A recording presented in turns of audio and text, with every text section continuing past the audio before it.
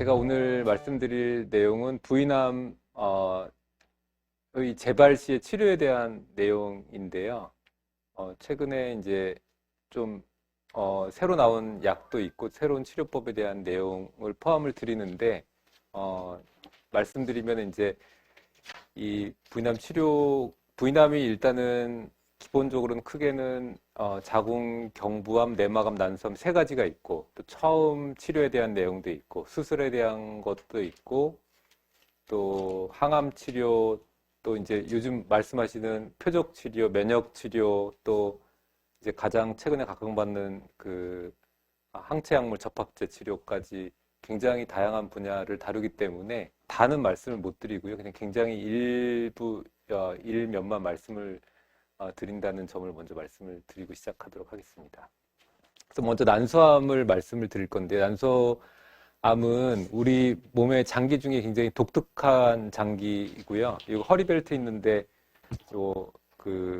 요만한 엄지손가락 정도 사이즈가 되는 정도의 장기가 됩니다. 그래서 매달 배란을 하고 이 배란된 것이 복강으로 노출이 되면서 정자와 만나서 이제 임신을 하게 되는 이제 그러한 장기인데, 이게 배 안에 노출이 돼 있기 때문에 종양이 처음에 생기면서 바로 복막으로 전이가 생길 수 있는, 오늘 암이 생기고 정말 얼마 안 돼서 바로 복강 내로 전이가 생길 수 있는 그런 장기가 되고요. 보통 자궁에 생기는 암들은 자궁 경부에서 생겨서 바깥으로 퍼질 때까지 시간이 좀 걸리고 순차적으로 진행이 되기 때문에 우리가 검진을 할 수가 있죠. 위도 내시경을 검사를 하면 위 점막에 생긴 암이 이렇게 자리를 웬만큼 잡을 때까지 시간이 있기 때문에 검진을 할 수가 있는데, 난소암은 좀 검진이 어렵고, 그래서 병이 산부인과를 열심히 다녔는데도 굉장히 진행성암으로 진단이 되고 환자나 가족분들이 굉장히 당황해 하시는 그런 병이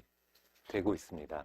그래서 발견 당시에 원격 전이 비율이 높은데, 그래도 우리나라는 내가 출혈이 있다, 배가 불편하다 하면 산부인과에 가서 초음파를 당일날 보실 수가 있잖아요. 그러니까 원격 전이 비율이 미국이나 다른 요즘 얘기하는 OECD 국가보다 굉장히 낮습니다. 제가 이제 연수 갔을 때 보면은 배가 불편하면은 이제 보통 OECD 국가가 일반의 선생님한테 먼저 예약을 잡고 진료를 보고, 일반의 선생님이 난소암 같은데요, 그럼 산부인과를 또 다시 잡고, 산부인과 가서 초음파를 다시 잡고, 초음파를 찍고 결과를 다시 가지고 해서 초음파를 볼 때까지가 한 달이 넘게 걸리는 걸 제가 봤거든요. 근데 우리나라는 바로 산부인과 이 동네 병원에 가서 바로 초음파를 보고 바로 큰 병원으로 가서 수술 받을 수 있는 그런 상황이어서 이 통계치가 다른 나라에서 볼 수 없는 그런 통계치입니다. 다른 나라는 이 원격 전이가 3분의 2거든요. 우리나라는 한 반절 정도 되는 것 같고요. 그래서 당연히 이제 앞에 우연히 검진에서 발견되거나 이렇게 제한된 병기에 발견될수록 당연히 생존율은 좋을 수밖에 없는데, 난소암이 이 복강 내 공간에 쭉 생기기 때문에 이 복강 내 공간에 생기면 치료가 잘 돼도, 암세포가 굉장히 분화가 빠른 애가 있고 조금 잠복해서 천천히 자란 애가 있으면 우리가 항암 치료할 때 이런 굉장히 분화가 빠르고 이런 애들은 잘 치료가 되지만, 또 이렇게 조금 성격이 차분하게 있는 그런, 이렇게 잠복해 있는, 동면하고 있는 그런 세포들은 또 몇 년 뒤에 생길 수도 있고 하기 때문에 이 생긴 공간 복막 자체가 굉장히 넓은 문제로 인해서 재발이 많은 그런 특징이 있습니다. 그리고 난소암은 난소암 자체가 성격이 한 종양 내에서 되게 성격이 다양하고요. 또 퍼진 종양도 성격이 되게 다릅니다. 유전적으로 성격이 다르기 때문에 어떤 타겟을 잡아서 치료하기가 좀 어려운 암이긴 하지만, 또 한편으로는 수술적인 측면에서는 얘가 굉장히 빠른 시간 내에 전이가 생겼기 때문에 증상이 금방 나타나잖아요. 그렇기 때문에 복막 절제술로 난소암의 상당 부분은 또 제거가 잘 되는 그런 특징이 있는 암이 되고요. 그래서 난소암에서는 복강 내 전이가 굉장히 광범위하게 있어도 광범위 복강 내 종양 절제술, 복막 절제술이라는 그런 수술이 아직까지도 이제 표준 치료로 사용이 되고 있고요. 그래서 이제 재발이 많다는 얘기를 아까 제가 드렸는데, 재발이 되면, 한 번 재발되면 이제 그 재발에 대한 치료를 하고 나면 앞에 재발한 기간보다 점점 짧아지는 게 보통 일반적인 패턴이기 때문에, 이제 초기에 이 재발 기간이 충분히 수술이 깨끗하게 될수록 재발 기간이 되게 길어지거든요. 그래서 처음에 깨끗한 수술이 중요하고, 그다음에 이제 항암 치료와 또 요즘에는 브라카나 HRD 이런 그런 그 검사 결과에 따라서 이제 여러 가지 약제를 저희가 이제 사용을 할 수가 있고요. 난소암에서 재발을 억제하기 위한 치료로 베바시즈맵이라는 신생혈관 차단제가 있습니다. 그래서 이제 이 표적치료제는 우리나라 현재 급여상으로는 4기이거나 3기일 때는 잔류 종양이 1cm 이상일 때 이 약제가 항암제랑 같이 투약하면서 6회 항암제랑 같이 투약하고 추가로 12번, 그래서 토탈 18번 이제 투약을 이제 하게 되고요.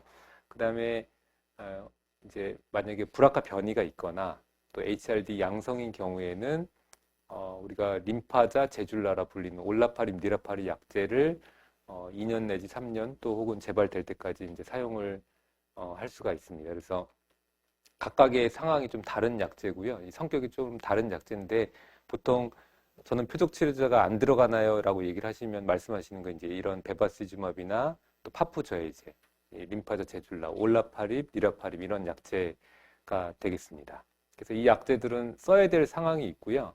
예를 들어서 표적 치료제가 안 들어가면 더 좋은 상황도 있어요. 그러니까 3기인데 잔류 종양이 배 안에 어쩔 수 없이 남는 경우가 있거든요. 그런 경우에는 베바시즘을 쓰지만 깨끗하게 절제가 됐다면 큰 이득이 없거든요. 그래서 그런 경우는 안 사용하기 때문에 표적 치료제를 꼭 안 쓴다고 꼭 내가 이게 왜 나는 이걸 안 쓰지 이렇게 걱정할 상황이 아니라 사실은 더 예후가 좋은 경우도 있고 또 브라카 변이가 있다면 옛날에는 이제 브라카 변이 있는 경우 걱정을 많이 하셨는데 브라카 변이가 있으면 이제 이 브라카 변이에 따라서 이런 약제들을 사용해서 재발을 또 많이 줄일 수가 있기 때문에 이 재발을 줄이는 상황에서도 조금 더 안전하게 쓸 수 있고 이런 상황들에 대해서 저희가 좀 많은 이제 임상적으로 여러 가지들을 고려해야 될 점이 있고요.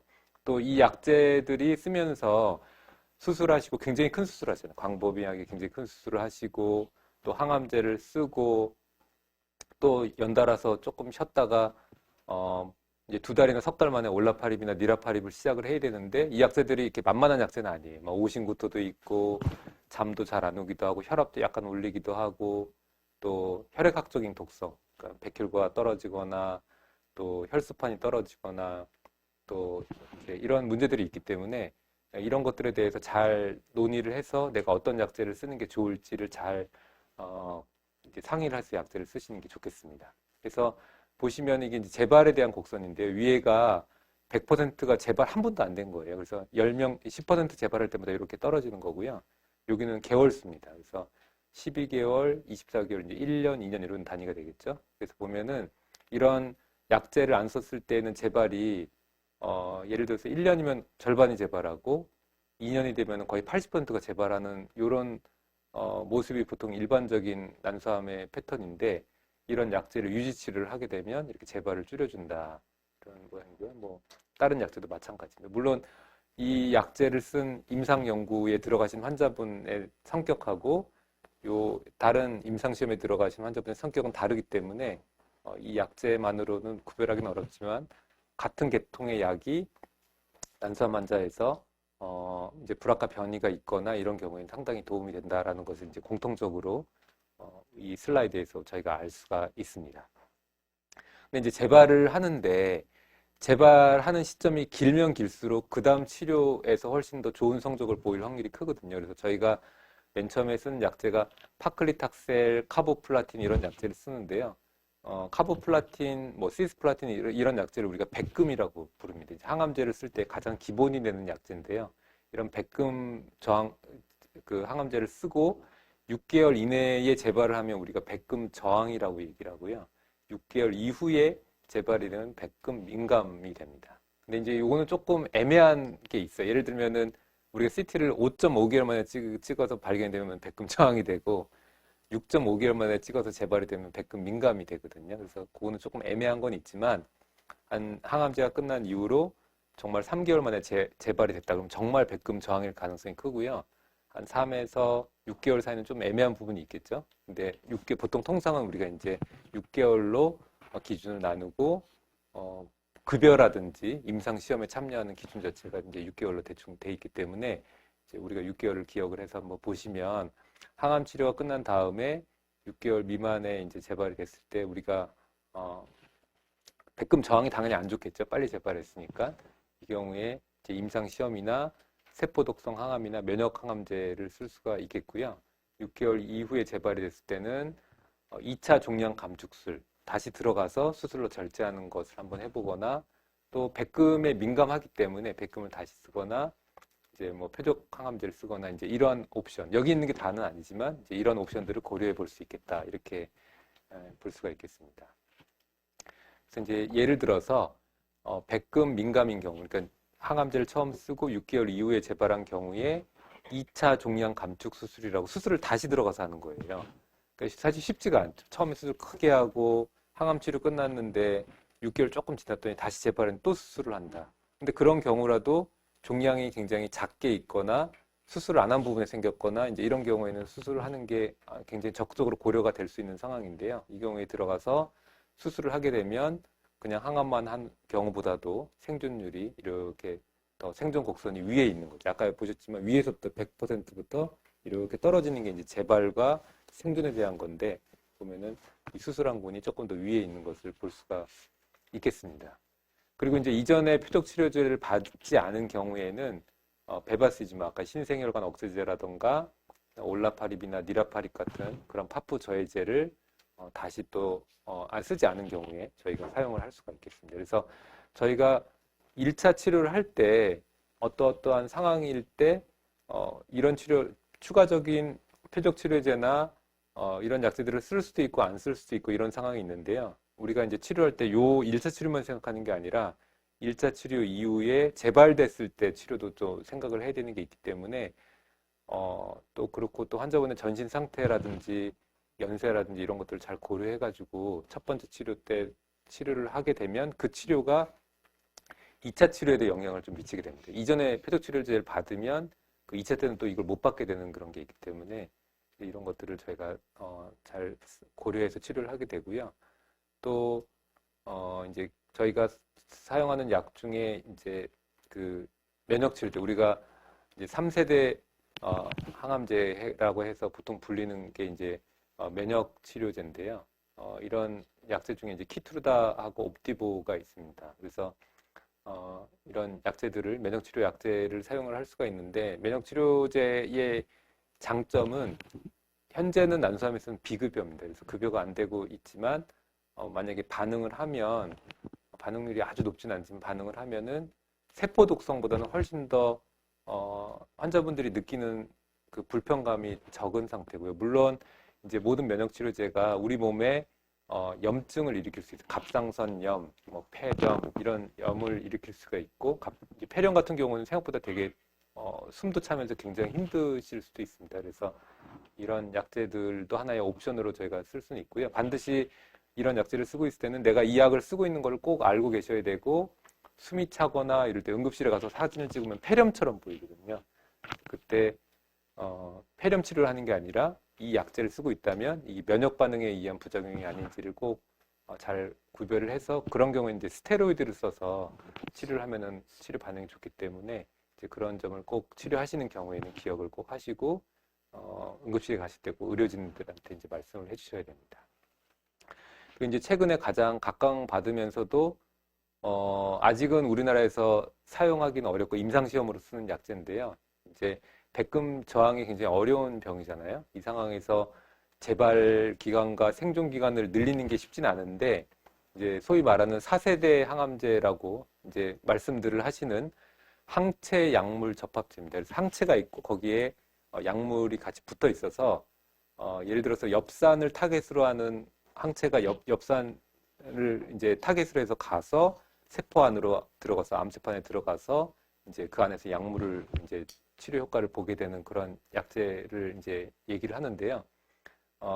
예를 들어 난소암에서 엽산 수용체가 꽤 많이 암세포 중에 꽤 엽산 수용체가 많이 발현이 되면은 이런 우리가 미르베투시맙이라고 이제 엘라이어라고 부르는 약제를 썼을 때 항암제보다는 훨씬 더 좋은 재발과 생존에 이제 이득을 볼 수 있는 그런 약제가 되겠습니다. 근데 우리가 항암제를 통상 쓰게 되면 백금 저항일 때 6개월 이내에 재발을 했잖아요. 근데 제가 아까 서두에 말씀드렸지만 재발이 되면 그 다음 재발 때는 점점점 재발 기간이 짧아지거든요, 통상. 그렇기 때문에 백금 저항일 때 6개월 이내에 재발이 되는 환자분들을 대상으로 항암제를 쓰면 그 다음 재발 시까지 보통 한 3.9개월 정도면 대략 한 4개월 만에 재발을 한다라고 봤을 때 이제 이 항체 약물 접합제를 사용을 하게 되면 5.6개월로 이제 4개월에서 5.6개월로 이제 조금 더 치료 효과를 좋게 보여주고 이 치료 효과가 그래도 꽤 가능하게 모양을 보여주고 이건 재발에 대한 곡선인데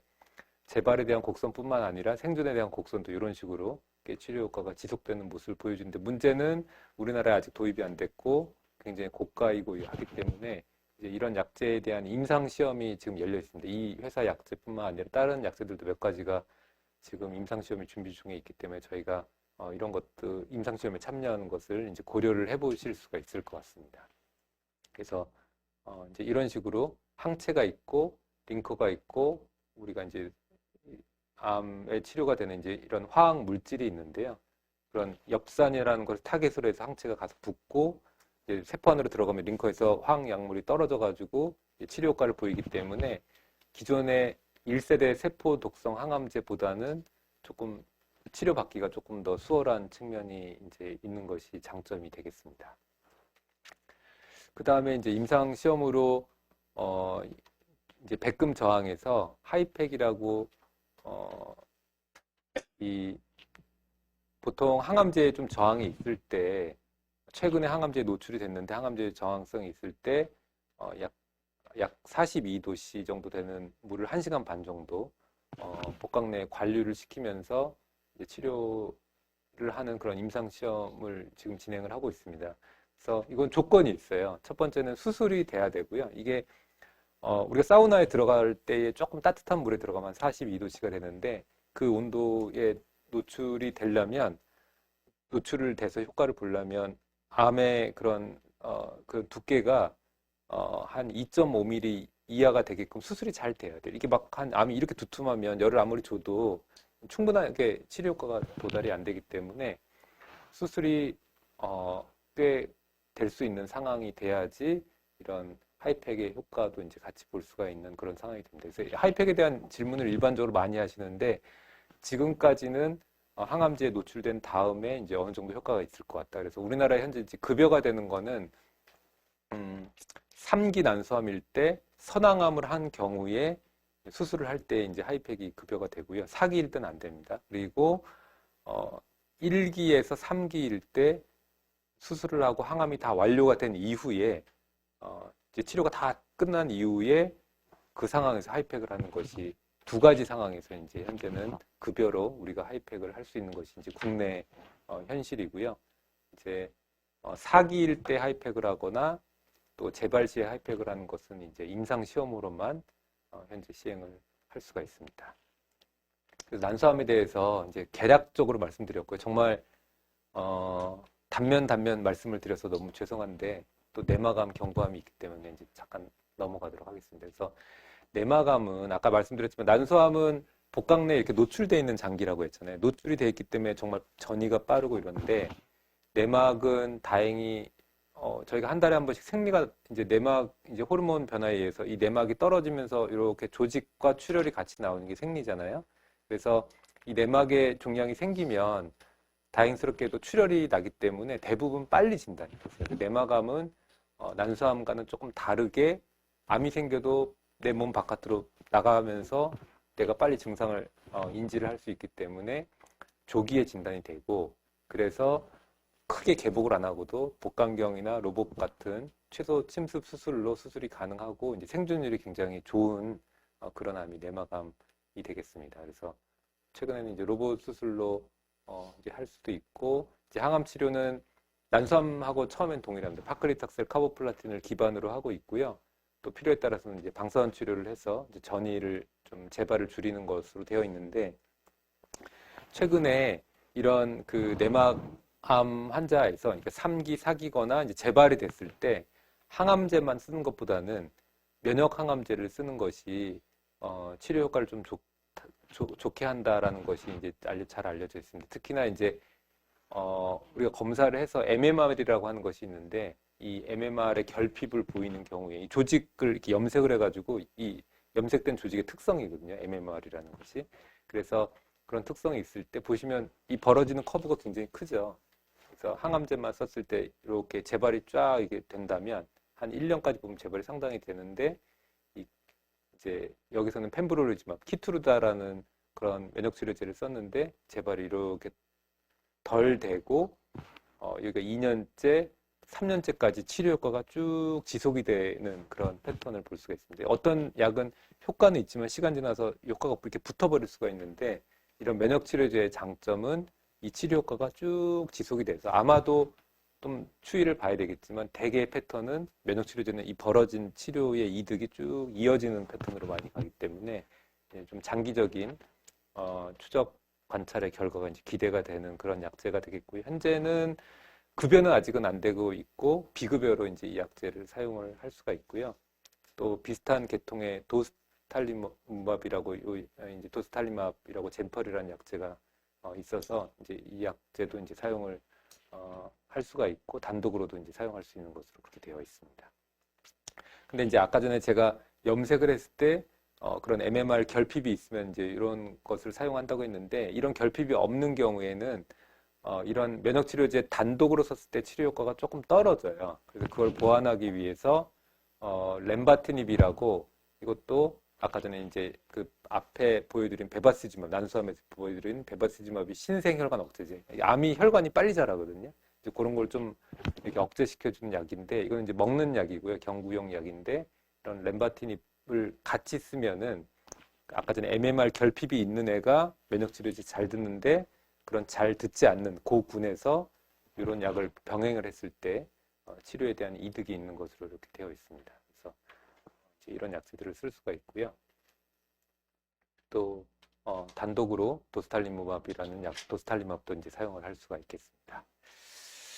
그다음에 이제 경부암으로 잠깐 넘어가겠는데 경부암은 이게 이제 난소고 요 안에 내막이 되겠고요. 이제 경부는 질 끝에 이렇게 붙어 있는 요 부분이 되겠습니다. 그래서 우리가 성 접촉을 할 때에 좀 닿는 부분이고 HPV 그 인유두종 바이러스 감염과 관련해서 이제 생기는 암이 되겠습니다. 물론 이제 인유두종 바이러스는 되게 흔한 감염, 감기 같은 거예요. 전체 여성의 거의 90% 이상이 감염이 되고 90% 이상에서 감염이 돼도 그냥 쓱 바이러스는 없어지는 것으로 되어 있습니다. 일부에서만 이 바이러스가 오래 머물러 있으면서 이제 암을 일으키는 것으로 되어 있는데요. 우리나라에서는 급감했어요. 최근에 굉장히 많이 줄어서 이제 3,000건 이하로 발생할 걸로 지금 현재 예상이 되고 있습니다. 그렇지만 침륜성 암은 많이 줄었는데 연기암은 조금 늘었거든요. 그래서 전체 이 바이러스에 의한 질환의 유병은 상당히 아직까지도 있는 것으로 이렇게 인식이 되고 있지만 이제 우리가 인유두종 바이러스에 대한 그 백신 예방 접종을 하고 또 국가에서 국감 검진 프로그램이 있거든요. 그래서 이런 사업으로 현재 꾸준하게 이제 침륜성 암은 감소하고 있습니다. 그래서 초기일 때는 수술을 하고요. 필요할 때 이제 보조 방사선 치료를 할 수가 있겠고 또 진행한 경우에는 방사선 치료를 하는데 방사선 치료를 하면서 이제 시스플라틴이나 다른 이제 항암제들을 같이 병행을 하게 되면은 생존율을 좀 올려주는 것으로 되어 있고요. 최근에는 이런 방사선 치료를 하면서 이 항암제를 쓰면서 면역 치료제를 같이 사용하는 그런 또 임상 결과들이 나와서 모든 암에 다 이제 면역 치료제가 조금 더 자리를 잡아가는 그런 경향을 보이고 있습니다. 그래서 보시면은 이렇게 암이 생기면 자궁 경부 앞에는 방광이 있고 뒤에는 장이 있거든요. 그래서 여기에 방사선이 들어가게 되면 이제 물론 자궁 경부는 다이렉트하게 우리가 직접적으로 방사선을 주사할 수 있기 때문에 치료 효과가 굉장히 좋거든요. 이렇게 원격으로 쓰이기도 하지만 자궁 경부는 질 쪽으로 들어가서 이제 직접적으로 이제 굉장히 효과적인 방사선 치료를 할 수 있어서 치료 효과가 좋은데 이제 오래 시간이 지나고 나면 방사선이 이제 방광이나 직장에 노출돼서 직장염이나 방광염이 생겨서 좀 출혈이 생기거나 이제 이런 경우들이 간혹 있을 수가 있고요. 최근에는 이제 방사선 치료 기술이 좋아져서 이런 합병증도 이제 점차 감소 이제를 하고 있습니다. 그다음에 이제 아까 전에 제가 그 난소암에서도 잠깐 말씀드렸는데 이 베바시즈맙이라는 약이 사실 우리 부인암에서 경부암, 내막암, 난소암에서 최초로 이 표적 치료제로 생존율을 향상을 보여준 암이 이제 경부암인데 이 베바시즈맙이라는 약제가 우리나라에서도 이제 거의 10년 전부터 이제 사용이 되고 있고요. 이 약제 사용으로 굉장히 생존이 향상된 것을 볼 수가 있습니다. 보시면은 요건 조금 이렇게 커브가 이득이 좀 작아 보이죠. 앞에 거는 굉장히 이득이 큰 것도 보이시죠. 그런 것들을 우리가 이게 나한테 얼마만큼 이득이 크고 얼마만큼 독성이 있고 내가 이게 견딜만 하고 비용 부담이 어떤지 이제 이런 것들을 조금 상의를 하셔서 이제 치료에 결정을 하시면 좀 도움이 될 것 같고요. 그 다음에 이 면역치료제 자궁경부암에서 이런 키투르다 또 티센트릭 이런 약제들이 다 면역치료제거든요. 이런 면역치료제를 쓰면은 보시면은 이제 이 치료에 대한 이득이 이렇게 있는 게 치료를 안 했을 때, 면역치료제를 사용하지 않았을 때보다 이런 이득이 있는데 이게 1년, 2년, 3년 이렇게 가면은 제가 아까 면역치료제는 만약에 이득이 있으면 그게 쭉 이어지는 게 일반적이라고 했는데 이제 그런 패턴들을 보이고 있습니다. 그래서 아까 전에 내막암에서는 제가 MMR이라는 그런 마커가 있느냐 없느냐 그런 게 지표가 있느냐 없느냐인데 경부암에서는 PDL1이라는 게 있거든요. 그래서 PDL1이 발현이 되면은 이제 이러한 면역치료제에 조금 더 이득이 있는 것으로 이제 이렇게 이해를 하시면 되겠습니다. 그리고 이제 재발했을 때도 또 다른 우리가 이제 약제들을 사용을 할 수가 있겠고요. 여러 가지 그 일반적인 항암제도 있고 또 PDL1이나 또 MSI 하이 이게 현미 부수체 이런 그 검사하고 MMR이라는 염색해서 하는 검사가 있는데 이런 검사 결과에 따라서 이런 면역 항암제를 사용이 돼서 이제 논의를 해보실 수가 있겠습니다. 그리고 이제 앞에 제가 그 항체 약물 접합제를 잠깐 말씀을 드렸는데요. 난소암에서도 있었지만 이제 진행성, 전이성, 재발성, 자궁경부암에서도 이런 항체 약물 접합제, 우리가 티소투맙 베도틴이라고 불리는 이런 약제에 대한 임상 결과가 이렇게 좋은 성적을 보여주고 있습니다. 근데 보면은 요거는 치료가 이득을 조금 보이다가 시간이 지나가면서 이 이득이 이렇게 통상적인 항암제가 좀 붙는 패턴을 보이죠. 그래서 이런 생존 곡선이 조금은 앞에 면역치료제와는 조금 다른 패턴을 보인다. 이건 조금 만족스럽지 않죠. 아까 전 곡선에 비해서. 그렇지만 이만큼의 이득은 이렇게 볼 수가 있겠습니다. 그래서 좀 다양한 암에 대해서 그 시간이 되게 제한돼 있고 또 여러 가지 치료법을 좀 복합적으로 얘기를 드렸고요. 다 충분하게 이해하시기는 어려울 것 같은데 사실 한 주제에 대해서 얘기를 해도 이게 충분한 시간으로 얘기하기가 쉽지 않은데 짧게 최근 치료를 조금 업데이트 해드리는 마음으로 말씀드렸습니다. 네, 감사합니다.